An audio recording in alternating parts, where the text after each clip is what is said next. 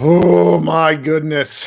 I have the wrong brand. That shows you where I am. Josh and I are super tired. Welcome to Pod Maverick. The Dallas Mavericks just defeated the Oklahoma City Thunder 105-101 in an absolute rock fight of a basketball game that I'll just put it to you like this, Josh. I'm really glad I took the recap because it gave me something to do. Because this game was so infuriating, and I'm really delighted the Mavericks came ahead with a win. If you weren't doing the recap, would this been a game you were like pacing in your room or like? I would have tweeted jittering all game long like an angry shit, and instead I saved most of it for like the one. There was a possession where Lou Dort undercut Luka and nearly took his legs out on a jumper, and then shoved Kyrie into the crowd. Like back-to-back possessions. And I'm just like, fuck this. Like, what are we watching? What are we doing? And that was the only time I really lost my mind, like in game. But guys, I tell you what, the Dallas Mavericks came out and took control of this series, 2-1 lead. And I think sort of talking about this game sequentially will allow me to piece through my thoughts about the game at large. But the first half of this game, the Dallas Mavericks played really good defense. And outside of PJ Washington, the most just grindy, disgusting Detroit Pistons 2004 era offense. Oh my God. Like the Mavericks they shot under 40% in the first half. And I'm pretty sure what did they do for the game? They ended up 43%. So they shot significantly better in the second half, in order to get a 5-point boost in percentage. But it was awful. And we're sitting here watching the Mavericks they stayed ahead most of the game, almost all the game. The Thunder took a brief lead in the third, but the Mavericks just couldn't finish certain stuff on offense. And if you get let's just say an average game from Derrick Jones Jr. and an average game from Derek Lively, this game is not close. It's just not close.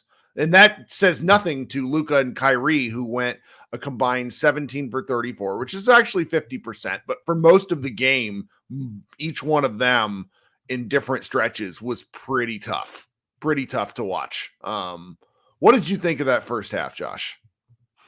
It was eerily similar to the first half and the flow of the game one of the series, where I thought the Mavericks defense, despite the shooting numbers, because OKC actually shot 52% overall and 40% from three in the first half. I actually thought the Mavericks defensive effort level was pretty good in the first half.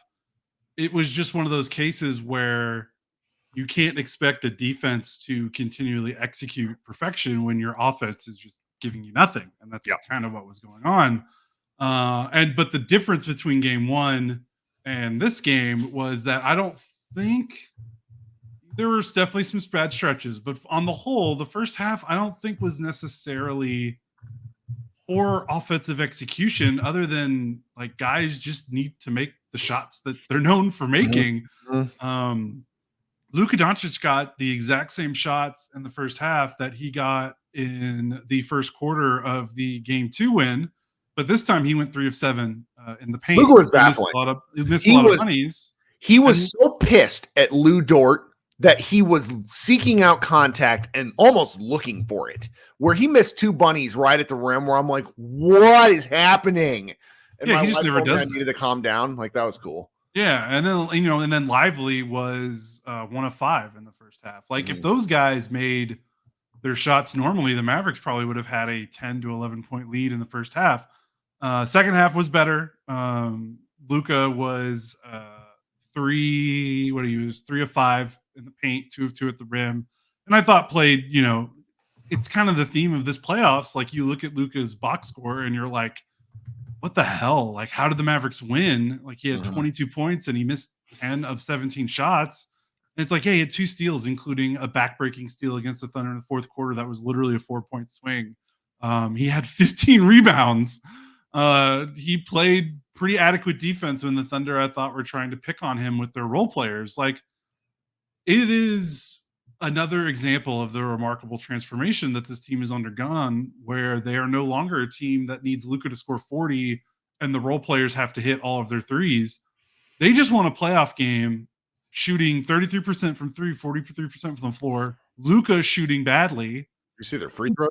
And they felt in control for most of the game. Like, the thing I kept watching throughout the second half was, I was like, why isn't the lead bigger? Like, that's what I felt too.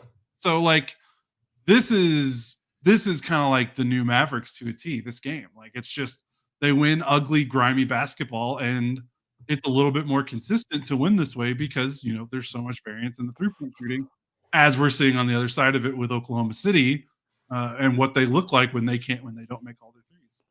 Well, then you get to the second half, where the two teams exchange baskets to sort of open up the third quarter, only for the Thunder to go on an 11-0 run that was physically painful for me to write about. So, like, during my writing process, I take 5 to 7 pages of notes. That's why whenever dumb fucks pop in here, like, you didn't watch the game, and like, sure, Jan. I just write all things down that I see, and then it's just part of my process. That 11-0 run was so maddening because the Mavericks weren't stopping anybody. And then there's like a Josh Giddey. There was 5 points from Josh Giddey, including a open 3, which that is what it is. And then he waltzes to the rim from the right corner and just scores over Gafford. And that was part of the run. And they called a timeout. Mavericks called a timeout because the Thunder went up 5, I think, at that point. They get up by as many as 10. And then, of all people, to settle them down, Derek Lively gets fouled on back-to-back possessions and hits 3 of 4 free throws. And then from there, the Mavericks just willed themselves back in it. The defense was on point again because, again, made basket. The Mavericks were able to get set. There's no cross matches. And they worked themselves back into the lead within 3 or 4 in-game minutes, where it felt like the Thunder were about to run them off the floor. The Mavericks punched them back so hard, including Tim Hardaway, of all things, making an incredible baseline steal and read. He hit a 3. That might have been in the first quarter. Yeah, that was in the steal. The Tim Hardaway steal was in the first quarter. Sorry, just plagued in my brain. And then the Mavericks will themselves back into it, where Tim Hardaway and Kyrie Irving are playing a little 2-man game with some nice action. Kyrie played point guard really impressively again tonight. Obviously, it was huge in that fourth quarter, as always. Really nice to see. But the Mavericks just came out and kept punching, but the Thunder wouldn't die. And so if you're a Thunder fan, you were probably watching this game on pins and needles, pretty upset. And really, both teams are bitching about the refs incessantly. And then you kind of go look at the box score, and it's, let's see here, 22 personal fouls on the Thunder, 16 on the Mavericks, but the Thunder also fouled Lively 5 straight times intentionally. So it's basically a wash on those fouls, and it's a wash on free throws, more or less. Shea Gilgeous-Alexander gets 10, Luka gets 10. It's right there. And so that, to me, is kind of a hallmark of actually a pretty well refed game, like at least a fairly refed game. I don't think that any team got one particular whistle. And then the teams entered the fourth quarter, and the Mavericks just closed them out. That stretch of Lively getting hacked starting just under 6 minutes, where he misses the first 3 or 3 of his first 4. Kid takes him out. Chet Holmgren gets an offensive rebound, and that's the only time the Thunder had scored during any of that hack a Lively nonsense. They put Lively immediately back into the game. They do it 2 more times, and those 4 free throws that Lively made ended up being the margin of difference of victory, which was pretty amazing. I mean, Kyrie Irving's kind of floating like 5-foot drive with 40 seconds left is what sealed the game. But Lively's play there in that fourth quarter was just so important, and I am really, really excited that he is on our team. So what did you think about the second half, Josh? It was, agree with all those things. I thought I feel like this was one of the first times in the playoffs Kidd has trusted Lively down the stretch over Gafford. Lively played 27 minutes. Is that the most he's played in a playoff game? It is the most he's played in a playoff game, which is funny enough considering he was struggling so much in the first half. So one, that shows Lively's resilience to able to keep his head on straight, because normally guys that young, and especially him, like where his role is to finish on offense, he doesn't really get other opportunities to do other stuff. Like, it's easy to let that seep into the other parts of your game, like rebounding, guarding, all that stuff.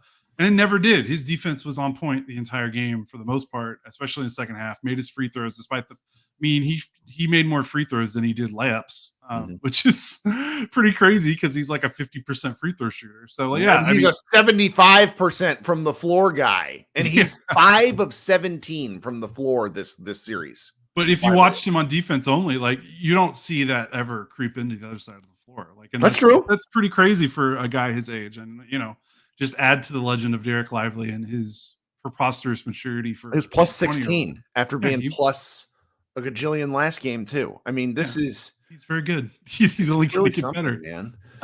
But can I say the second half, like, they did it again. We talked about it at game 2. Talked about it all through the Clippers series, where the Mavericks defense just decides, okay, for the next 4 minutes, you are not scoring. And when I say that, I'm not like being facetious. I'm saying they will literally not score. From the 8:13 mark of the third quarter to the 4:44 mark. So that's 4 minutes, basically. The Thunder made 0 shots. They went 1, 2, 3, 4, 5, 6, 7, 8. 0 for 8 from the floor for a 4-minute stretch in the third quarter, when it looked like the Thunder were going to try to pull away early in the half. And the Mavericks went on that 16-0 run over like 13 minutes. And it's like, and then you follow that up in the fourth quarter, the start of the fourth quarter, the Thunder only made 1 bucket in the first 3 minutes. Like, so that's 3 minutes of 1 bucket, 4 minutes of 0 buckets. That's 7 minutes where you only make 1 shot, 7 minutes out of a 48-minute game. Like, eventually, like, the math, like, it's kind of just math. Like, if you don't score for 7 minutes, you can't win. You can't win. Like, I nearly in my recap, which is kind of garbage, but that's just because I don't feel the best. I started writing one section where it was like, you cannot score second chance points if you do not get any offensive rebounds.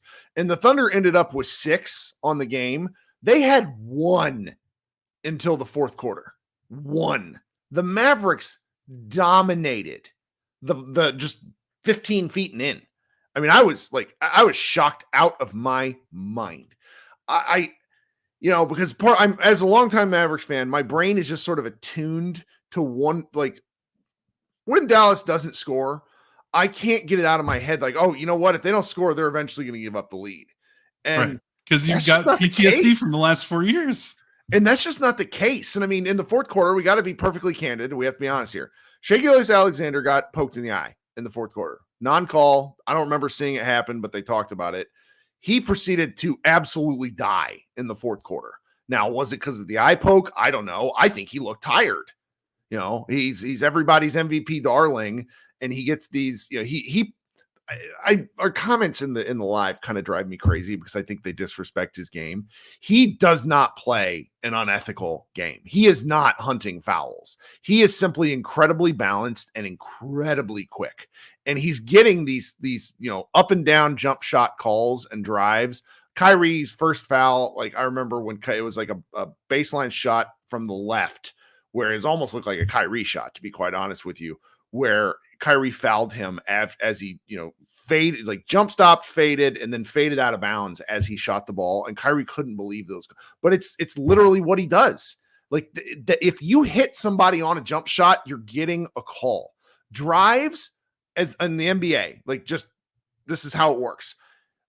They're not calling the sidling stuff anymore, which is driving Luka crazy, because Luka gets Dort on his back hip and is anticipating contact. And even if there is contact, the refs aren't really calling it.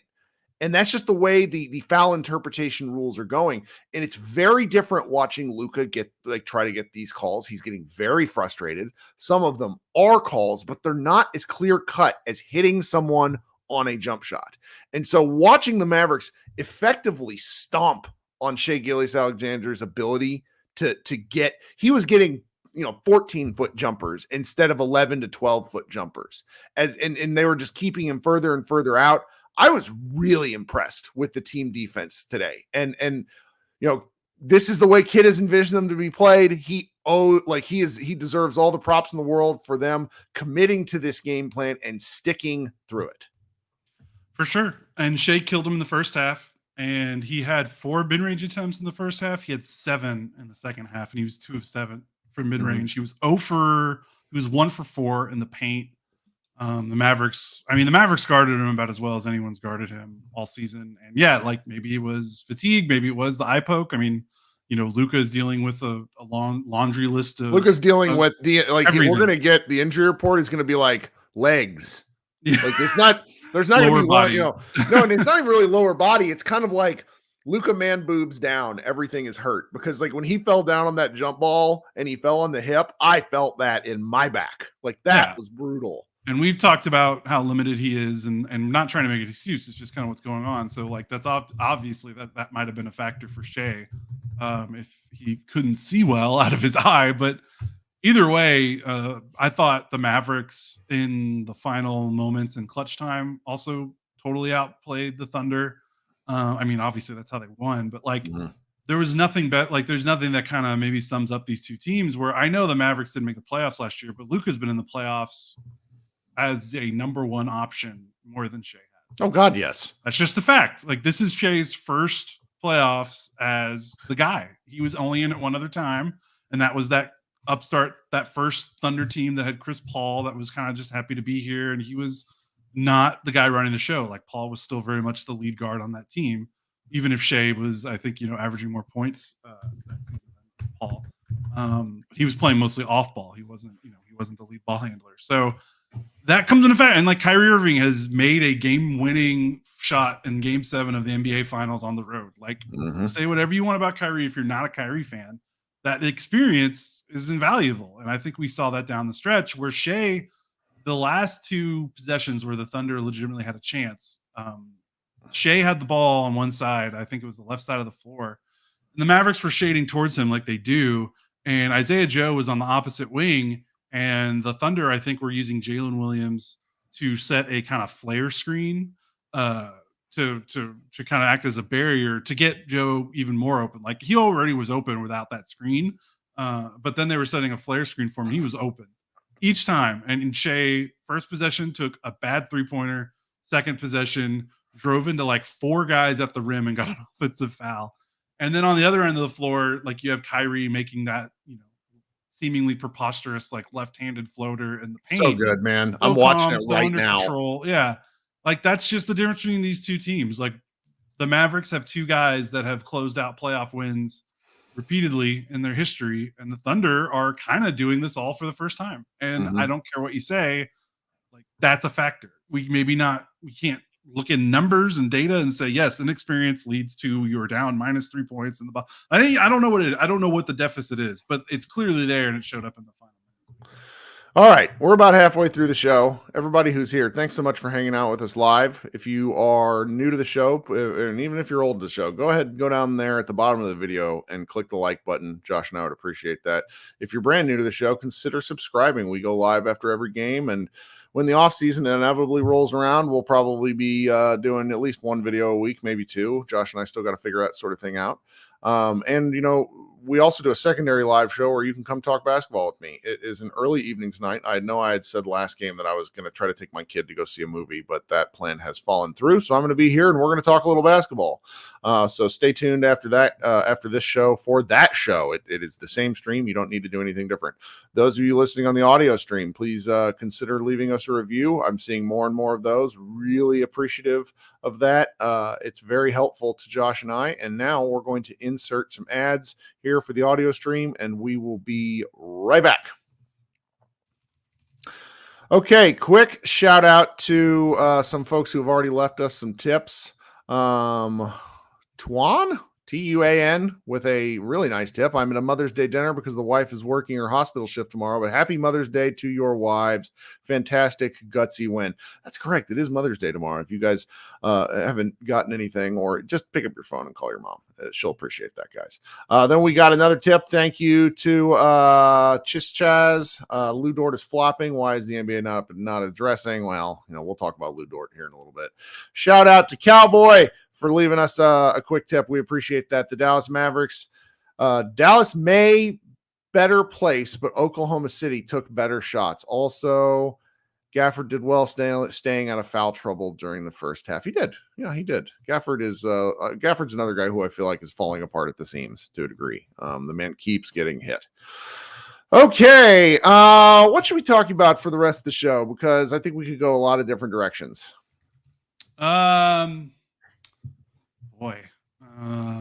I mean, the offensive rebounding advantage, the paint advantage was very evident in this game. Mm-hmm.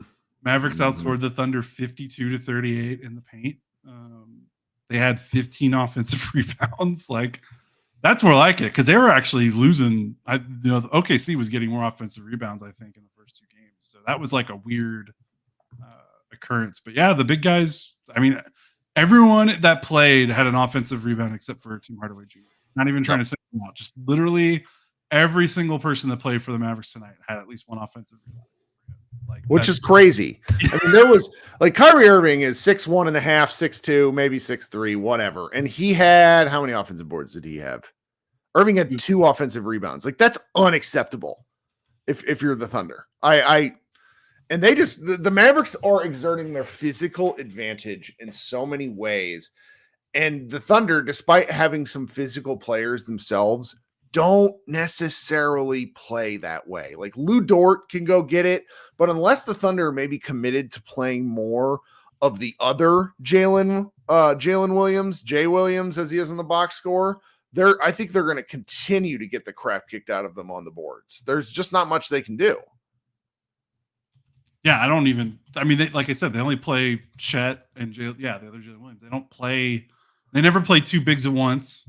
They basically it's like the Clippers series all over again. Like, the Clippers play 1 big and 4 perimeter players. The Thunder play 1 big, 4 perimeter players. Like, say what you want, but like PJ Washington, Daniel Gafford, Derek Lively is just a bigger front line than Chet Holmgren's, Jalen Williams, another Jalen Williams. Like, just is.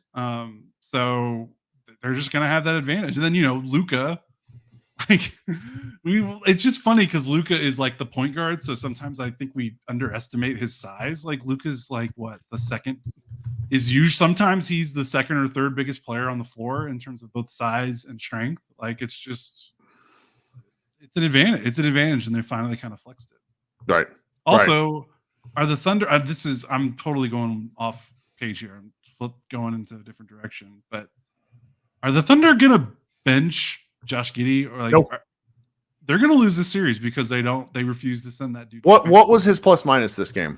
It was only -1. But see, I don't think he was the problem this game. I don't think so. No. I thought he did what he was asked while he was out there. 13 minutes. He had 9 points. He attacked the mismatches. He doesn't help, but he's not the problem. I'm not. Last game, he was the problem. I think it was Tim Legler who said that the Thunder, after the game, it was the Mavericks attacked Giddey 7 times and scored 7 times. So that was the problem last game. Tonight, maybe it was still the case, but I didn't really feel like that. He needs the ball. Like, they just need to play him with more bench units because he needs the ball more. I mean, he's huge, but I also don't know. Like, what if you're not going to play him? Who are you going to play? Who is going to be the difference maker? If you're at home, Cason Wallace, Aaron Wiggins, Isaiah Joe played a fantastic game, but Isaiah Joe is a specialist. Like, you're either going to play Wallace or you're going to play Wiggins. And Wallace is going to be amazing. Wallace, let's see how big he is. He's not that big. He's under 200 pounds. I'm sorry. I don't care how good a defender he is. Luka's gonna put him in prison. Like, that's a big thing. Luka has the height advantage on just about every player. All of them. Because Shai Gilgeous-Alexander is not 6'6". They keep saying it. He's not 6'6". Like, Even Jalen Williams is 6'5". He just has a Mhm. huge wingspan. Yes, but really. So I'm kind of curious as to what if they're gonna move away from Giddey. Like you can't play like Hayward's not it. And that those other guys are options, and I think they could work, but I don't know if you want to do it in a game 4 on the road. When did this is a way back call. Didn't the Mavericks switch to JJ Barea in game 3 of the NBA Finals? Yes, they did. Okay, so they switched the series was tied 1-1 at that point, correct? Right. Mavericks won game 2. Because they had the crazy game 2 comeback. Game 2 is the greatest game I'll ever have seen, ever will see, yada, yada, yada. Carl made that positional move from one of strength in 2011. I think if you switch now, you're kind of seeding something. The mental game. I mean, the Thunder are a young team, and this was the first game I think I've seen them look a little shook. They didn't look shook last game. They looked pissed because the Mavericks won on some hot 3-point shooting. We talked about this. But today, the Mavericks bullied them. And I don't know if you move Giddey. That's just my take, though. No, I can see that for sure. I just don't know. And that's what we were talking about before the series was the Thunder's depth and how much better it was than the Clippers' depth. Like we talked about the Clippers role players and how they just played so many non-offensive threats that the Mavericks could hide off of and shade their coverage and guard the paint. We're like, well, you can't. It's going to be harder to do that against the Thunder because Jalen Williams and Chet Holmgren and Lou Dort and other Jalen Williams and Isaiah Joe and Casey Wallace. And so far, Mavericks role players through 3 games are significantly outplaying the Thunder's role players. And that was like the Thunder's biggest advantage in the series. So if they're losing that battle, they're not going to win this series if those guys keep getting outplayed by PJ Washington and Derek Lively and Daniel Gafford. And even the guys on the Mavericks that didn't have huge box score nights, like Josh Green was very solid in his 15 minutes. Well, doing the little Josh Green things. And then Derek Jones Jr., I think, had maybe the best 36-minute 3-point game I've seen from 1 for 10. Yeah. 1 for 10. Yeah, you're right. You're right. I thought, I don't know, like it looked like in the second half, then again, maybe Shea was limited, but like Shea could not create separation. I'm just not particularly interested in Shea being limited when we're watching Luka out there. No, that's absolutely fair. It's just Jones. He is not getting around Jones, and he's not creating a lot of separation, and it's in a lot of mid-range looks. And I know that's Shea's game. It's free throws and floater range and mid-range, but again, I've been saying this since trade deadline. It is hard to win games in NBA consistently if like the paint is just not available to you, and the Mavericks are not making the paint available. So I want to talk about PJ Washington. We got it. Mavs Moneyball contributor, though, shout out Mike Tadow for never contributing anymore, posted a video on YouTube, or I'm sorry, on Twitter, of Derek Lively running Chet Holmgren's ass all over the floor. And Matthew Phillips made a comment on that, and what do you make of that? Are you trying to get him? Are you talking about when he was trying to avoid getting fouled, or are you just talking about in general? No, okay, I know what it was from. Sorry, This is slightly context free. It's when they're trying to foul him automatically, and this Mike video is of him. It's like Derek Lively running around screens. It's cracking me up because the Chet Holmgren's chasing behind him. It looks like, and then he posted a Scooby Doo video. That's what it was. Okay. What did I want to talk about? PJ Washington. Yeah. So PJ Washington through 2 games has scored 58 points. Is that right? No. 29 plus 27. Yeah. Does that sound right? 56 points. I can't do math. This is how bad I feel today. 20. I'm literally opening. 56 points in 2 games. Literally opened the damn calculator on my computer and had to type that in. Yeah, that's how dumb we are. Here's PJ Washington somehow also took 23 shots. He was 11 to 23 from the floor, 5 to 12 from 3, 29 points. He did not. His first half game was so important to the Mavericks maintaining. Third quarter also did some stuff. Then he kind of died, and we don't. And the Mavericks still won. PJ could have had 40 points in this game with the shots that he was getting. He was so valuable to what the Mavericks did offensively and defensively, where it wasn't just Luka exposing the Thunder's lack of size. When he does that little, they only did it twice tonight, I think, and I'm pretty sure either PJ got to the rim both times or scored both times. where they're posting them up at about 15 feet, and he just sort of backs down and then swoops towards the middle for a left-handed floater. And that is not really something that because I'm pretty sure he's being guarded by Shea for a lot of the possessions. Ooh, And, PJ? yeah. Yeah. They're trying to, I mean, definitely last game. I'd have to rewatch and see how many times he was still on Shea in this game. But yeah, in game 2, they were blatantly just like, yeah, we're going to put you on PJ so that like Shea can hide on defense. Like they were not like, are you hide like, so not to be hiding. an asshole. And, I really appreciate Gillis Alexander's game, but what's the point of Shea scoring 31 if PJ Washington scoring 27? Like, no, I know. And Shea's the best steals guy in the league. So I think for the Thunder side of it, they're like, we're going to hide him on PJ so he can play passing lanes and roams. But that's like, I mean, I'll get into it now. Like I talked about it after the last game. Like I'm going to double down on this take. Like PJ Washington is not that kind of guy that you do that kind of coverage to. No. Now, I know the numbers say that's what you should do. I'm not trying to disagree with the numbers. The numbers say what they say. He's been shooting terribly in Dallas. His last 2 years, like 18 months, 24 months of NBA basketball, his shooting has like been weird, like very weird considering where he was in college and where he was his first 2 seasons. So I get it. But like, this is not Peyton Watson of the Denver Nuggets or Haywood Highsmith of the Miami Heat or name Derek Jones Jr., for example, of the Mavericks. Like name any other athletic, defensive-minded, offensively challenged wing. Like that is not PJ Washington, despite what the numbers say. Mm-hmm. He is an offensively talented player. His jump shot is better than what his percentages were this season in terms of how it looks and his confidence level and what he's done in the past. And he's got more talent going around the bucket and scoring at the rim and posting up and doing like versatile things. Like this is not the floater game is absurdly underrated. Every time he makes one, it's like, whoa, but he's good at them. Yeah. So like, yes. Is it surprising that he scored 56 points in two playoff games back to back? Yes. Is it like out of the realm of like, this is not like if 2011 Deshaun Stevenson scored like 30 points in a game. Like he's not that kind of player. Like he has talent and skill. And if you're going to try to hide your defenders on him and shade your coverage away from him, he has the talent to do this. And if the Thunder want to keep playing him like this and just hope that he misses, I don't know if that's necessarily wrong, but like we said before, we are in small sample spooky zone. Like there's no such thing as like a large sample size anymore. It's the playoffs. Like if they lose 2 more games, they're out of the playoffs. So do you want to bet on 2 more games that he's not going to be able to at least do this?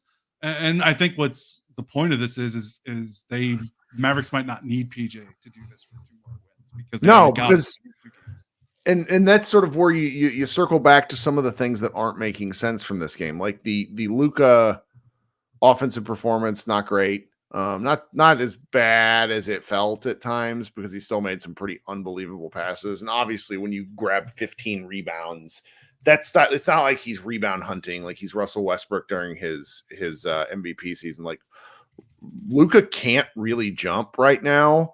And he's using his enormous frame to basically go get boards, which is such an undervalued part of Luka's game, in my opinion. So, yeah, like that was there's just things that are happening to where if PJ cools off, he only +5, he played 40 minutes. He's playing a lot of minutes. You assume somebody on the Mavericks might actually be able to pick things up. At least you hope. Yeah, so. I mean, yeah, they need to get Luka. I mean, they got Luka good shots. I don't think he was, it was just a tough game. He was getting, I mean, that second half for him felt like freaking American Gladiators like that. Well, and let's just talk about that real quick right now. Like, I don't like talking about the refs. It's not particularly fun. Lou Dort stopped playing basketball during this game. He just did. And I'm glad it didn't become the story because he also fouled out. So yeah, he did, but he should have fouled out in the second quarter with some of the stuff that he's doing. And I'm sorry, like he's gonna hurt somebody with this kind of play. Like there's physical play and then there's reckless play, and he was doing shit tonight that was reckless. I'm sorry, he just was. And I admire him as a basketball player. I remember hearing Sam Vecini talking about him as a college player. I'm pretty sure he went to Arizona State. So I've like followed Lou Dort's career on and off for the whole time that he's been out. He's really turned himself into a valuable basketball player they say he's 6'4", 220. My ass is that man 220 pounds. He is a defensive lineman build. He looks like Chris Jones of the Kansas City Chiefs. And he just goes through people. And again, I admire it because he almost always does it through a basketball sense. But some of the plays that he made tonight were not fucking basketball plays. And I swear if he hurts Luka, I'm going to be really pissed off. The NBA needs to control this shit. Yeah, I don't know what's going on with like players. Can players stop falling down so much? Yes. And I understand, and I'm saying players. I didn't just say Thunder players because I understand that Luka also falls down a lot. Like I don't understand like everyone just keeps falling down, and I don't get it because like you know how you get hurt. You like falling down and banging your knee on a hard, like the basketball floor hurts. It is not a soft, cushiony surface for you to fall down on. It is not a grass football field like some NFL teams play on. Like, I just don't understand why these guys are just like, yeah, I'll risk like bruising my knee and being hurt for the next 4 weeks or twisting my ankle or like giving my thigh a contusion so that I could like win this foul this or one like get possession, which might not get called. Like he falls over after every screen, and it's like, okay, like I don't know. It looks painful to me, is what I'm just gonna say. I just don't know why they do that. And he fouled out anyway, so it's not like he's getting the benefit of the doubt. So I don't even know what's going on. Longtime listener, appear later says in the comments, yeah, he's playing a little dirty. Those flops on screens are maddening too. That said, can we get him next year? Oh yeah, he's the guy you hate. He's the guy you hate, and you love him if he's on your team. Yeah, no, I really do admire him. I just thought like there was the back-to-back sequence where because like Hubie Brown is sort of my bellwether for this because he's the only one of these commentators that I've seen look around and basically openly question some of the non-calls going both ways, where he's just like, why is that not a foul? And it makes me laugh because it makes me feel sane. And we all understand, like, refereeing is an interpretation of the rules type thing. I mentioned it earlier as to why I think Shea gets calls that Luka doesn't. And so that's neither here nor there for the big picture, but it's just something I was sort of thinking about. All right, what else is there to talk about before we kind of get out of Dodge? Oh, the Josh Green game. So Josh Green gave up a 3 where I nearly threw something at my television, where he did the needless help thing in transition where he kind of took 2 steps towards Shea. I think it was Shea. And he was on, I think it was Case and Wallace, which resulted in Wallace getting an easy open 3 because Josh Green was out of position. And I'm like, this guy is killing me. Because like Josh Green he is a smart basketball player. I would argue Josh Green is too smart of a basketball player, which can sometimes hurt him. And then he comes back and does things for the rest of the game. So kid had to play him because he had to play him.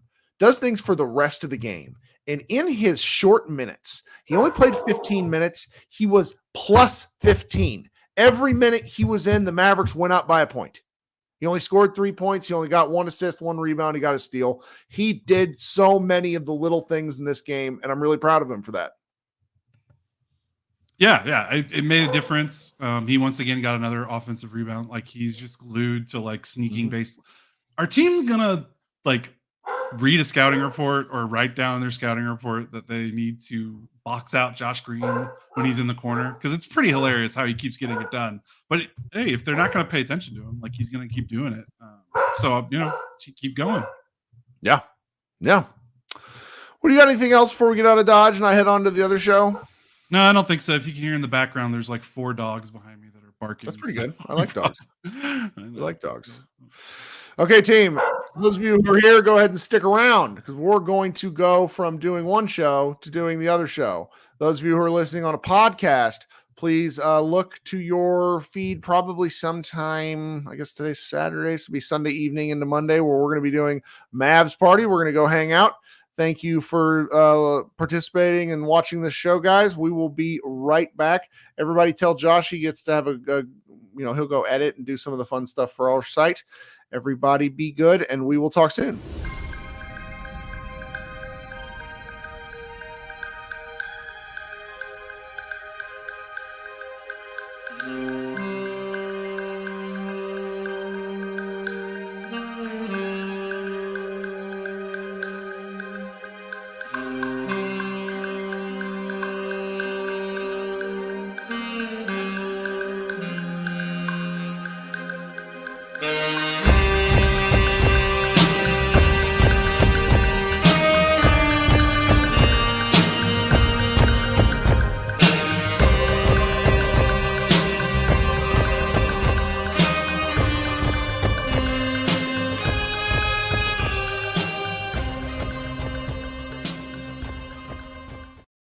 Mavs fans, welcome to Mavs Party. I am Kirk Henderson. I am editor-in-chief at MavsMoneyball.com. You are joining me live for those of you here on the YouTube stream. It's about 6 on Sunday.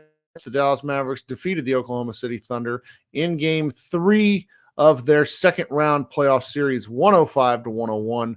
For anybody who is new to the show, here's how you join. If you're here live, you can click on a StreamYard link, which is pinned in the YouTube comments. Click that link. It brings you, whether you're on your phone or your computer, and you can join, and it'll send you to a private room where I then bring you into the stream where we can talk about basketball, answer any questions, get off any takes. It's a lot of fun. I tend to bump newer faces to the front of the line just because I want you to feel like this is a show where you can participate. This is a fun community that we have here. Everybody's mildly insane, but it's best to be insane together. And speaking of insane, we have longtime listener and friend of the show, Chris Haley, who has me it looks like I'm part of his driving apparatus, where instead of seeing the speed limit, he is watching Mavs Party, and that is what we call dedication to fandom. Yeah. Chris, welcome to the show. What's going on, man? Hey, man, just driving back from Dallas. It's a 4-hour drive back home, as you know, and it's raining. I feel like I'm in Janet Leigh and Psycho right now, but Mavs Party, baby, let's go. Another dub. So for everybody that doesn't know, Chris is just the perfect diehard Mavericks fan. He lives just far enough away to make these potential drives seem like good idea at the time. So he goes to multiple games a year and then always calls me on his way home. It's fantastic. Chris, where were you sitting? And tell us about the game from your point of view. Yeah, my former boss works at HEB, and he got me some tickets. Well, I mean, I had to pay for them, of course, but it was a good section 111. Wow. Yeah, row like double H, so I was probably about 10 rows from the court. Oh, shit. Yeah. But, yeah, I had a great time in there in the trenches with the Mavs fans. As soon as Tim Hardaway Jr. came out, I was thinking of that reference at. So, you remember what you were talking about last time? Oh, yeah. Tim Hardaway is Randy Quaid and Independence Day. That is what Tim Hardaway's existence is. Yeah, the officer's like, you got any missiles left? And he's like, yes, sir, I'm packing. And then his first shot was an air ball. I'm like, that would be him. So then his second shot was also an air ball, though that one was a little more explicable because it was into the shot clock. Yeah, when he did that, I was like, hello. You know, in the movie, he's like, hello, boys, I'm back. I'm like, no, but he made up for it with those couple threes later on where he actually made them. And I've got to watch the game, like go in detail about, because I like to do that too. I do like to watch the game back again. Because when you're in the crowd, I mean, it's like you're just soaking up the atmosphere. But yeah, the lively missed dunks. I know he made up for him later. He made a couple more dunks, and he made those free throws. But what is your opinion on OKC coach doing the hack lively that many times, like early in the fourth quarter? Why? I mean, because if it works, you're a genius, quite candidly. And what happened is, even though Lively got pulled out, obviously, but that first part when he missed 3 out of his 4 free throws, the Thunder just couldn't score. So you look like a genius because Lively's missing, but because the Mavericks defense is so on point right now, it was futile and almost embarrassing. I get why he tried it though, because if you can stop the flow and kind of muck things up, you got to give it a go. But they were down, and that was risky. And I was really proud of Kid for reinserting Lively, and hopefully Lively, he comes back in and makes his next 4, which was outstanding. And I really look forward to seeing what he does the rest of the playoffs, because this has been a struggle of a series. I think we're losing Chris out on the highway roads. Hey, Chris, you go drive safe, man. We don't want you to crash your car. Yeah, that's for the best. Okay, coming up next, I see Steve, and then we're going to go Zach, and then I'm going to bring up some of my longtime regulars. Steve, welcome to the show. Hey. How are you? Good. It's good to watch a Mavericks match at a decent time of day. Where are you calling in from? I live in Belgium. Okay, so it's not too late in the evening there. You're not doing something early in the morning instead. It's about 1:30. Okay, so it is pretty late, but it's not Like unbearable. 3 o'clock in the morning, which is a bit worse. Well, welcome to the show. What'd you think of the game? Yeah, I just thought, the Mavericks showed their tenacity throughout. I thought Kyrie and Luka was smart and kept feeding PJ, because he's been on a roll last couple of games, and like you were saying beforehand with Kirk, Josh, he has the talent to keep doing that. I just thought that they were smart, saving energy, and I thought Jason Kidd really deserves, I think, a plus for this match, because he pulled off Doncic early in the first quarter, and he kept pulling him off, and he gave him rest when it was clear he was struggling. And I thought he kept him fresh enough so that in the fourth quarter, maybe not so much in offense, but I thought Doncic had 3 or 4 really good defensive plays in stopping drives, drawing the offensive foul. He had an interception, all of those things. He wouldn't have had the energy to do that if he played, more minutes, basically, because he's clearly struggling physically. That's a good observation, because against the Clippers, he had games where he played 46, 45, 43, 42 minutes. And he played 40 tonight, but the rest periods were definitely longer. It wasn't he's going to the bench, and it's like and we mean this when I'm describing rest. I know Steve means this too. We mean real time off the floor. He's getting 9 to 10 minutes of real time built in with the timeout, as opposed to 2.5 minutes because he's off 30 seconds. There's a television timeout, and then he's right back on. That was really important to his energy level. And that steal that you mentioned was such an important point in the game, because the Mavericks could have scored. Kyrie turned it over. Luka takes it right back. Is a huge point in the game. Yeah. And I also thought that, the Hacker Lively was, coach could have looked at, genius if it worked. But at the same time, in my opinion, I coach, and in my opinion, what you're transmitting to your players is, I don't trust you enough in defense to get stops. Yep. And that's a big step for this team, because I think he was, the message is that you can't stop Kyrie in the fourth quarter. You can't stop Luka in the fourth quarter. So we're going to hack Lively.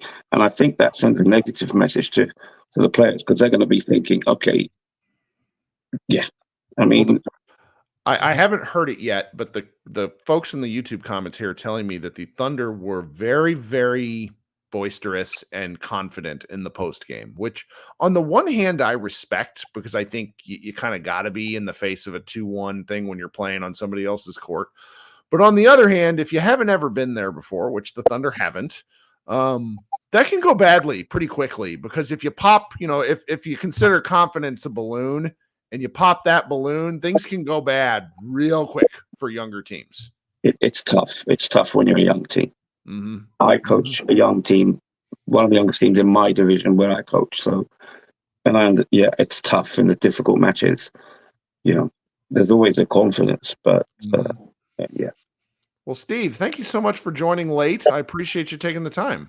Yeah, no, I always, listen usually on replay afterwards, because like I said, the times don't match. So I thought I'd pop in and just say, let's outstanding. Well, I hope there's other afternoon games where you can do the same. We'll talk soon, okay? Cheers.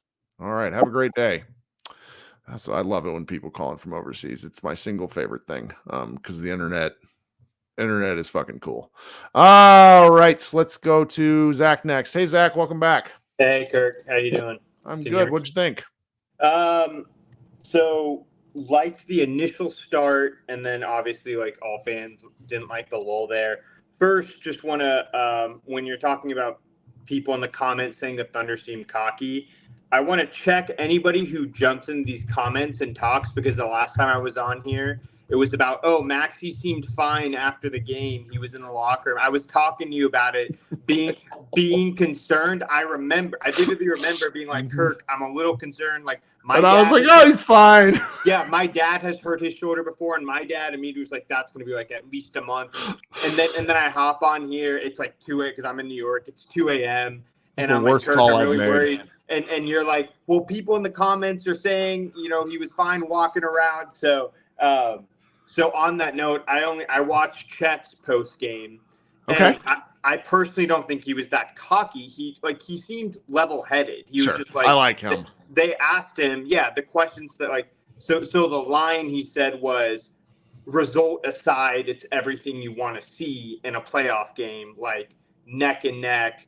Like they made adjustments, we made adjustments. I personally don't think the Thunder were coming off as any sort of like not grabbing the moment or understanding Dagnall.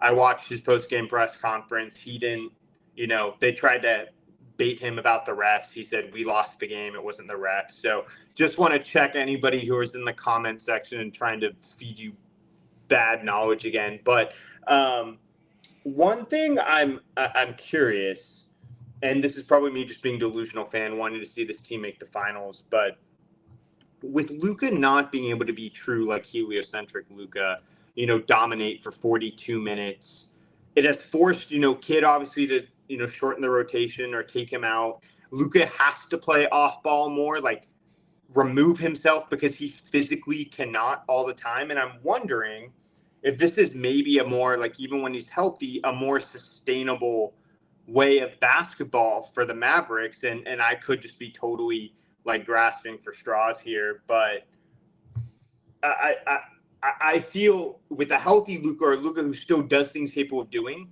but just lower frequency and getting the other teammates involved, not trying to sound like Tim Hardaway Sr., but there are shades of, the rhythm of the offense. I'm curious what you think about that, whether if it does change your calculus on how far we can go in the playoffs, or even after that, just how the team plays. So they opened the game with a little down screen, which resulted in PJ Washington getting freed up for a dunk.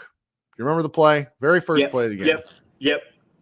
The Mavericks don't do shit like that often enough. And if I'm hearing your question correctly and hearing what you're saying, what it largely boils down to is, can they do a little more now and then to get other guys going?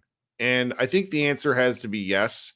Though one of the things Tim Legler has often talked about on the All NBA show is that part of what separates Luka from other superstars is he doesn't feel out the game. He goes and takes stuff. Sure. And that's been pretty valuable. I think he often looks to get guys going, but what I would like to see more than anything else is more complicated sets a little earlier in the offensive game, just to get other teams guessing. I like the Luka high screen and roll and drive downhill. Don't get me wrong, but the Mavs have some creative play calling that they go to, and I would like to see them use it just a little more frequently. It doesn't necessarily have to be Luka standing over in the corner. They do some interesting actions where they use Kyrie and Luka together. They're just not doing them very much. So I think, some of it depends on team health, depends on where guys are. The big picture stuff with the Mavericks is sort of hard to read into, for me at least. Sure. But I would say that what they know, that Luka's a little limited. They know Kyrie likes feeling things out. And Kyrie even said that himself, that coach got on him for waiting too long. He said that either in the post game or like in the third quarter interview. And that's what I am interested in as the series goes along, is if they can continue to find ways to get guys going in positive fashions. Can we get Derek Lively an easy dunk early in the game when he comes in? Because watching this guy miss dunks is breaking my heart. Thank God he's been such a wall on defense, because otherwise we wouldn't have much to, Lively's, he probably wouldn't be playing that much, but it's little stuff to where you wonder if they can find ways to get guys involved, to get things going. Like, I would love them. This is just my pet project, but I need Exum to see a 3 go down. Because I think Exum was too important to the regular season to just wither out there now, and he's horrible. It's mad. It's very upsetting. I'm not giving up on Exum yet. Just a couple of things. I agree with everything you said. Real quick, from a personnel perspective, the set running, PJ is probably the best third option Luka has ever had. Oh, You yeah. know, like we have Luka and Kyrie. Like, thinking back to like, you know, even when we had KP and Brunson and like neither of those guys, or you know, if we want to say Brunson, if KP was better and Brunson was here, was capable of doing that. To the point about what were you just talking about? That? Yeah, Derek Lively. I've like trying to exercise like a lot of patience. I think we need to remember like he's 20 years old. He's a rookie. And I know like he clearly has been rattled out there. But like the Thunder started off shaky. Like they had a bad first possession and then Chet got fouled. Chet missed 2 free throws. And all that was going through my head was like Lively's like the same age as these guys. So I'm really impressed or more just like grateful that he pushed through, like with the way he's been playing the last 2 games, like going into the Pack of Lively. I wouldn't have been surprised if he went 0 for 8 at the free throw line, you know, but he calmed down, made them on the Exum point. I have a bunch of group text people are saying like they're done with Exum. I thought Exum was moving a little better this game, or at least like penetrating, passing way better than, I mean, it's a very low bar, obviously, remember in these playoffs. But when, you know, we pulled Luka early, I actually liked what I saw from him. He obviously missed the threes, but I think we need to be patient. Like this, and he didn't even shoot this game. He drove once real hard and looked to pass to Gafford the whole way. Where I'm like, man, you were attacking the rim with reckless abandon earlier in the year, and it was awesome. So they just got to find, and it's a little thing. You know, the Mavericks they're only going to play 7 or 8 guys, but you know, some nights if somebody else has it and or it doesn't have it and they need him, I just hope that kid gives them a chance to step up. And this isn't also a THJ thing. Like obviously Tim's offense has been helpful when it's happened, but I don't know if you remember, there was one post up or top of the key. Exum played great ISO defense on SGA. They forced like SGA into a tough shot. So Exum is a plus defender. So if we can get something on offense, and even if it's like the playmaking was a little sharper, the penetration, the passing, obviously the shot making needs to get there. But just the way as a reserve for Luka, if he can just move the way he moved today and keep playing that defense, he's going to be a value add, especially because you're giving Luka a rest. So I didn't know what was going to happen today. I was going to be like, okay, if we lost at the start of the day. By the time we got to the 6-minute mark in the game, when we were up 5-6 points and PJ had another big game, Luka wasn't playing well, I was like, we have to win this game. And I felt that 2 straight games now. But all in all, really hope we can take game 4, because I think getting these guys some rest, if we're lucky enough to move on, would be huge. That's right, man. Thanks for joining once again. Thanks, sir. Appreciate it. Right. Who do we got next? We got 3 of longtime folks, but I'm going to let Simon come on next. Actually, no, we got 4 folks. We're going to go Simon. Simon, welcome to the show. What's going on, man? Give Simon a second, see if his audio is functioning. Hey, can you hear me? There we go. Welcome. All right. Perfect. Thanks for having me on, Kirk. I'm glad to be back. You know, and during the day. During the day. That helps. You know, I mean, honestly, I'm not going to lie. Game 6 of Clippers and game 2 of Thunder, I fell asleep in the 4th quarter. That's okay, man.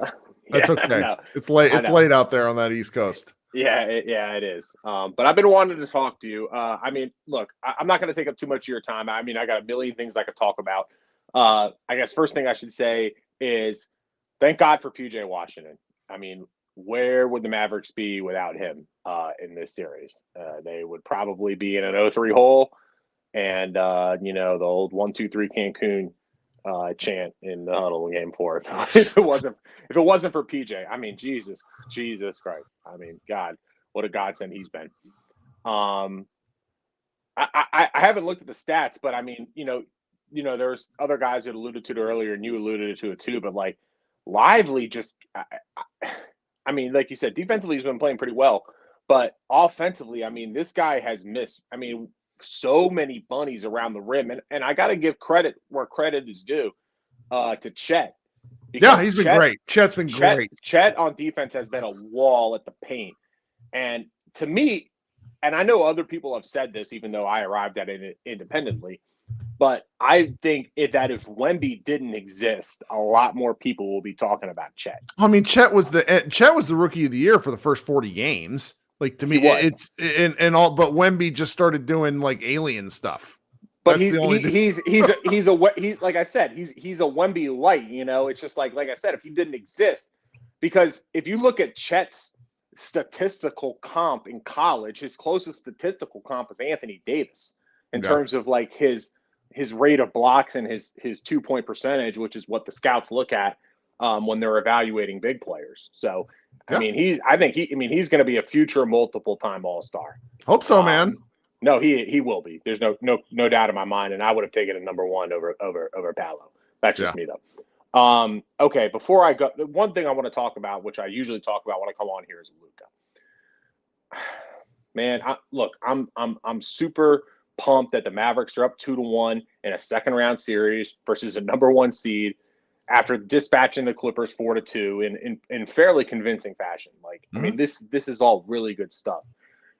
I mean, Luka is I don't know how much the knee is bothering him. I mean, to my knowledge, it's mainly a bruise or contusion. It's not like, Embiid where he's coming off a surgery midway through the year. You're worried about the long-term health of the knee. Dude, his decision making overall and the way he plays, it is very confounding, and quite frankly, after 1 or 2 games, it's confounding. After 9 games, it is frustrating to watch because I don't even know where to begin. He looks like, I think the fact that his 3 is not going down is frustrating him. So he doesn't trust that anymore. He obviously doesn't trust going to the basket on a consistent basis. And he did it a couple times tonight. He did. He made a right-handed layup that was like, this dude's unstoppable. Why doesn't he do it more? He made yeah, exactly. I know what you're talking about. In the second quarter, he drives right. He does that little pizza pie, as Ryan Rucco calls it, over Chet, which was beautiful. And then the next 2 possessions, he takes 2 contested threes where he doesn't get any separation because he's pissed off that Chet was hit, or not that Chet, that Dort was hitting him. And he let that get in his brain a little bit. And he's like, you know what? Fuck this. I'm going to do the Luka thing. And he just doesn't have the lift on the jumper to do it. He can get the shot off, but it's not the same. It's not that he doesn't have the lift on the jumper. What he doesn't have is and this is the way I watch it. I think, sure. And I said this in the Clippers series, it seems like at this point that the opponent knows that he's like not committed to the drive. So they're playing him for the step back, and they're getting better contest on it because they're not as worried about him driving to the paint. Because even when he does get in the paint, like Dort, I mean, look, Dort is a clown. Okay, I mean, and the way the refs officiated the game tonight was a disgrace. They let Dort put his hands all over Luka. I mean, Dort just two hand checks him, and then when he gets a screen, he just dives. And it's embarrassing. It's just an embarrassing look for the NBA. Now Luka, he does a little bit of foul baiting too. I mean, like when he gets Dort past him, I mean, he's doing the thing where he's jumping backwards or like he's trying. They're not calling that anymore because they don't call it anymore, and that's the opposite of what Kyrie does. Kyrie gets to a spot and just goes straight up. Mm-hmm. Shea does it too. Now Shea gets to. I think Shea. Ooh, did we lose Simon? Might have lost Simon for a minute. So yeah, someone had to call me. I tried to mute him. Looks like someone's trying to pick me up in an Uber because I got to go somewhere. But wait, hold on. Oh shit! I know I forgot my keys. Anyway, but yeah, Shea. With Shea, it's more so he gets calls because he's skinny. There's a size thing there. I think there's something to that. So, Simon. Go take your Uber.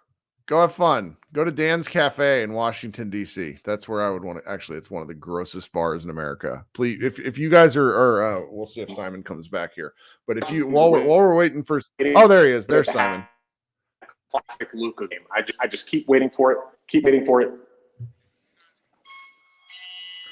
Hey, go! You're getting kicked out.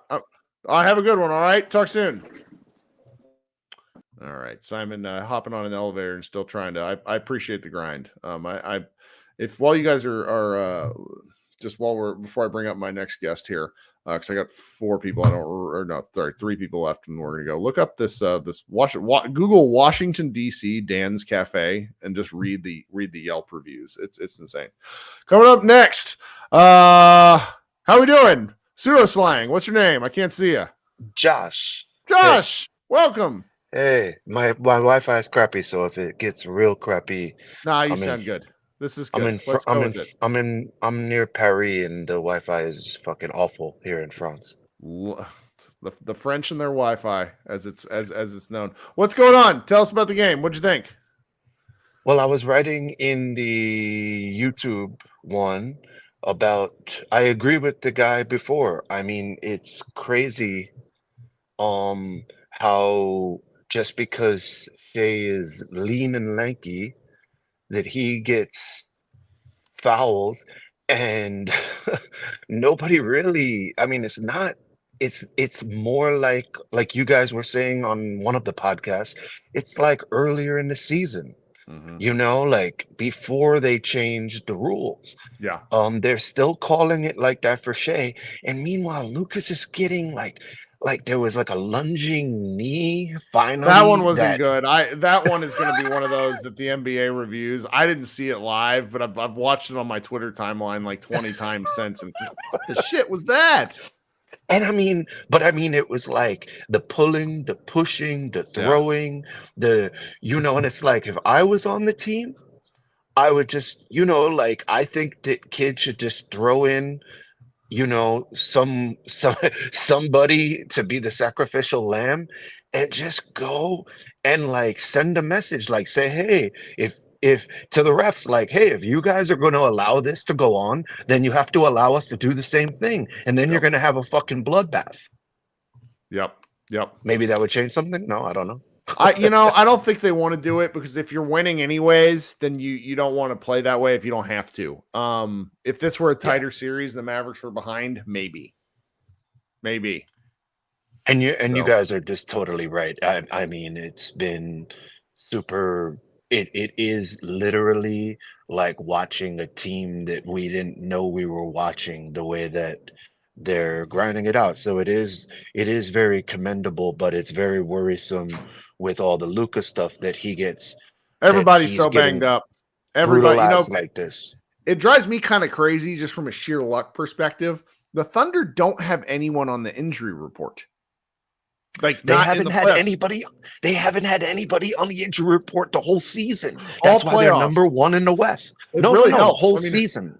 Well, they have guys. I know what you mean, but if you go to the Basketball Reference page, like Shea's missed like 6 games, and you get stuff like that but most of their starters, actually no, all of their starters have played like 75 games or more, which is crazy. Like nobody. It's why they're number 1. I think it's why they're number 1. Really, I mean, health is a huge factor. It's absolutely. I mean, in 2011. The Mavericks lost, it was either 7 or 9 in a row when Caron Butler went down with a separated patellar tendon, and then Dirk went down. And the Mavericks, the only reason the Mavericks weren't like the number 1 seed in the West was that 9-game stretch. Like, injuries are just brutal like that. And David McDaniels in the chat says that's the benefit of youth. And that's what a lot of people are telling me, which is probably but it's like Jalen Williams sprained his ankle today. And I was like, oh man, is this guy just done? And then he comes back in the game. And I mean, of course he's back. And that's how ankles work, but it is what it is. All right, man. Thank you for joining. I have one last thought. Sure. I'm sorry. The dog barking is corny as fuck. I I look at it and I think, like, if I was playing, like, if like when I was playing basketball, talking a little shit, I'd just be like, guys, we just whooped your ass, so maybe you should go and do like some dog whimpering. Yeah. Okay. That's all I got. Talk soon, man. Thanks for hanging out. Yeah, 2 overseas callers in one night. Love it. My favorite part of the show. People from all over the world calling in. All right. Now we got Brian and Krishna next. So we're going to go Brian and then Krishna, since Brian came first. What's up, Brian? What's good, brother? Another Mavericks win. Feeling good, right? Yeah, it's great. Yeah, man. Look, dude. There are like just 4 players that I want to highlight really quickly. Derek Lively, shout out to you making your free throws. Kirk, I could not believe my eyes when one of the best defenses in the league said, fuck it, we've got nothing. let's foul the center.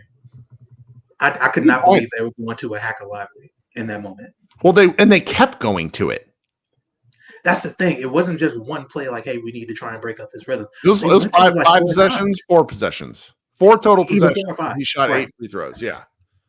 Yeah, no. And it looked shaky early on, but I said, because I was watching Nikias Duncan and Steve Jones play back with them, I was up on stage talking, and I was like, look, just go 1 for 2 in each trip, and I won't trip about it because we're going to get it back on the defensive end, and all we need is one fast break, and we're getting those points right back. And he went 1 for 2 the first time, went 0 for 2 the second time. I was not concerned. They went right back to him. He made 4 straight, and then they had to stop. I was annoyed. That kid pulled him for a moment after the 2 straight misses, but then he went right back to him a couple possessions later. And I was like, all right, yeah. So he knows what this kid is made of, and he's got faith in him in that moment. And the move worked, to the kid's credit. By the way, shout out to Jason Kidd. I'm not going to say that too often, but he's been awesome. Ever since he's had the opportunity to make some adjustments, he's been great. And now he's got Mark Dagnall on the back foot because they went to, okay, Giddy, we're going to pull you early. And they already pressed that big red button and it didn't do anything because they did exactly what Tim Legler thought they were going to do, which is, okay, Aaron Wiggins, you're out here instead of Josh Giddey. We're just going to put Gafford on you and dare you to make shots from the corner and see how that goes. And so they did, and he didn't make us pay. Now, Isaiah Jones almost did, but that was more like Luka getting lost off ball than anything. But Luka Doncic, really good defensive game for the most part. Like it was kind of shaky in the second quarter, but really good defensive game overall. They only took 17 shots. PJ had the hot hand, so he was feeding him. Got 15 boards. Had a really good, really clean overall game. PJ Washington, obviously, my God, pouring honey on you, GOAT. Right? Like, well, and it's funny, he could have had 40 points if he just would have kept making. He cooled off like hardcore, and I'm really glad we don't have to talk about that. Because he scored all his points in the first 3 quarters. Yeah, but you know what, Kirk? That's all we needed because we didn't even have Luka going really in the first half, and we knew what was coming in the fourth quarter. As soon as I saw Kyrie go 2 for 3 early and then immediately start just facilitating, I was like, okay, he's gearing up. I know what's coming in the second half, so I'm not even sweating it. So I while you were talking, I was watching the video, and someone from the Thunder Wire, Clemente Almanza says, and he says, Lou Dort might have to put the hands behind the back defensive tactic to show how bad some of these calls are against Doncic. As Dort is fucking kneeing him. Lou Dort went tiger knee like Sagat. It was an awesome in the middle of the game. Move. Like it was what a creative foul. Knee the guy. Like what the fuck are we talking about? Like I'm sorry. I knew I really like this Thunder team, but if you can't act like what Lou Dort is doing is bullshit, then you don't know basketball. Because none of the stuff he's doing is ball. It's physical, it's two-handed, it's molestation, it's garbage. Like, kudos to him for getting away from it, getting away with it, but a lot of it is not basketball. Like, if he would have hurt Kyrie Irving when he shoved him into the crowd, I would have lost my mind. Hubie Brown is sitting there going, how is that not a foul?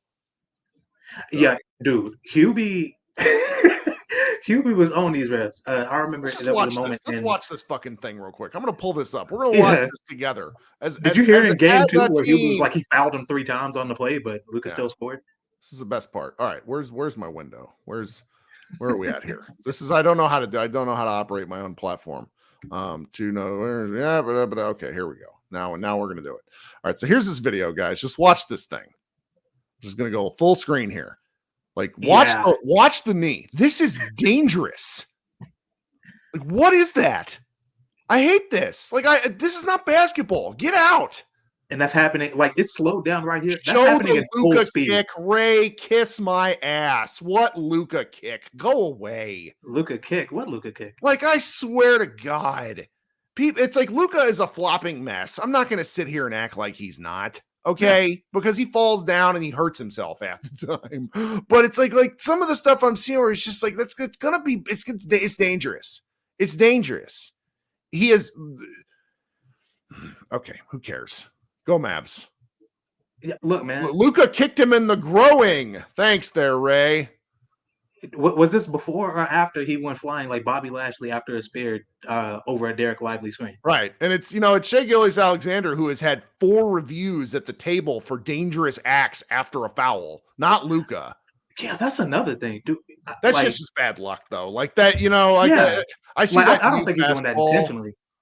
I see that stuff in youth basketball all the time where like somebody gets destroyed all of a sudden and it's like what happened. And if any parents recording it, it's just like child shoots the ball, then in the follow through, like rakes someone in the eyes. Like that's all that stuff is. Yeah, no, he's got broad shoulders, long limbs, and he's clearing space right on the drive, like trying to get by and get his shoulder even. And it's going a little high sometimes, but that's nothing. He's just got to like be more careful of that. I don't think that's anything really. Yeah. Oh goodness. What else you got for me, my man? I'm heated now.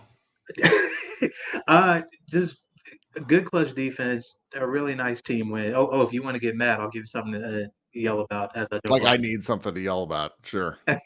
Hey, can we stop with the dump off passes to Derrick Jones Jr.? I love Flight 55, man. I love airplane mode. That dude is awesome, and he's a great finisher. They are hacking him when he goes to the rim. It's a good. Please stop putting that man in peril. Yeah, as they should. What is he at here? So he was 1 of 10 tonight, which is just like pain. He is in the last 2 games, he is 4 of 22. Oh, great. All right, man. Thanks for hanging out. Let's talk soon. All right. Yes, sir.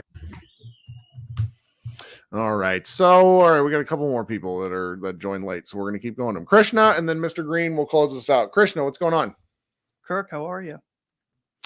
I'm here. I have a light headache because this Dallas weather has been garbage for a week, and it needs to stop. It really has. It really has. Weird game, but I guess I'm not surprised by it in a weird way. This is what it feels like it has been for the entire second half of the season. People on Twitter were talking about how this team is like so different, obviously, but you've talked about it with Rob Mahoney before. It's because there's just athleticism on this team, and this team is not the, hey, we need to outgun you all 48 minutes to win this game. And I think like Josh tweeted out, the Thunder either won or equaled the Mavs in so many categories: shot making, rebounding, for like all these other categories, and they still lost. And it says something to not only the style that the Mavericks are playing, which is obviously helped by the more physical style of play, which is what it is. Like I'm not it is about it, but also the mentality of this team. Like you go down 10, easily you could give up. And honestly, if this was the 22 team, they might have just given up at that point. Yeah. And there were games like that. Now that team obviously I think is much better at shot making, but it's not even close in terms of defense. And it's pretty impressive. And obviously it starts with PJ. Like it's been good that PJ has been at least getting going in the first quarter and the first half of games. And then it feels a little frustrating that Kyrie didn't start making shots until the fourth, but it's the same thing that happened in game 3. I said, like, look, even if he's not making shots, I don't have the same worry about Kyrie that I do Luka, in terms of Kyrie is clearly healthier than Luka at this point. And it's not like this entire playoff run, we've not seen him have good scoring games. He has. And so that was great. And the Lively stuff, it is frustrating, but I think it's a bit of both. I think Lively's finishing around the rim hasn't been great. Well, you'll take the defense if he keeps this stuff up, but ends up with like plus 19 every time he's on the floor. It's amazing. Yeah, and I was just about to say, like, his defense has been phenomenal, and Chet is there. Like, Chet is clearly a deterrence for as much Lively is a deterrence for Chet. Chet is a deterrence for Lively. It's kind of equaling them out. Like, and then also, God, I need to say this because so many OKC fans are complaining about the free throws. You had Derek Lively shoot 12. Right. What are we doing? The Mavericks. What are we doing right now? The Mavericks would not have won the 3. I thought, honestly, now granted, I've gone off about Dort. I thought the game was called fairly on both sides. Mm-hmm. I don't think it was that bad. I don't think it was that. Game 1 was really egregious, specifically the first half. It's going to be physical, but it's you got to respond. You got to respond in kind, and the refs, to a certain extent, there was that one play. It ended up being a jump ball where Luka went to the ground hard.